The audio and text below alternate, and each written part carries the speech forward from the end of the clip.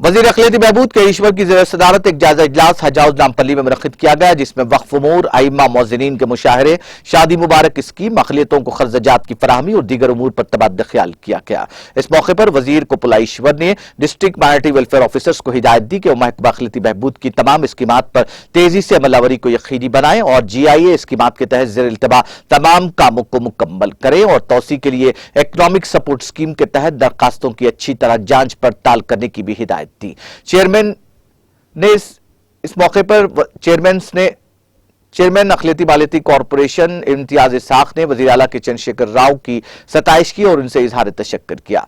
उन्होंने कहा कि हुकूमत तेलंगाना रियासत में अहल अक़लियतों को ज़ुमरा 1 और ज़ुमरा 2 के सब्सिडी कर्जों में तोसी के लिए कारोबारी इकाइयों के क़याम और तरक्की के लिए छोटी इकाइयों और इक़्तिसादी तरक्की के लिए मुख्तलिफ मुतालिका कारोबारी सरगर्मियों और रियासत में अक़लियती बिरादरी की तरक्की के लिए इक़दाम किए हैं।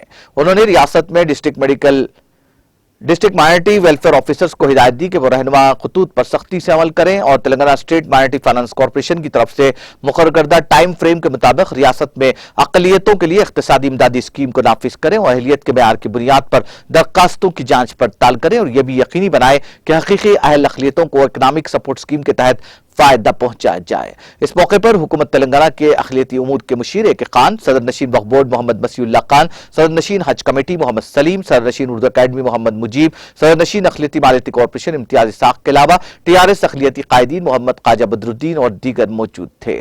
इस मौके पर वजीर अखिलती बहबूद की सदर नशीन अखिलती मालियती कॉरपोरेशन इम्तियाज इसाक ने गुलपुशी की।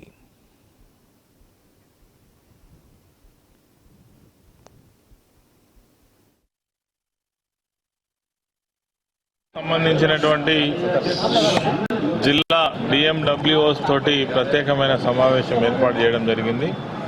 అందులో మా MFC చైర్మన్ గారితో పాటు ఇతర house committee Urdu academy chairman అందరూ కూడా పాల్గొనడం జరిగింది. ప్రధానంగా ముస్లింకు సంబంధించినటువంటి GIA వర్క్స్ విషయం కావచ్చు, అదేవిధంగా రెసిడెన్షియల్ స్కూల్స్ విషయం కావచ్చు, షాదీ ముబారక్, ఇమాం మౌజులకు వచ్చేటువంటి గౌరవ వేతనం కావచ్చు, వీటన్నిటిపైన కూడా సమగ్రమైనటువంటి మరి చర్చ జరిగింది.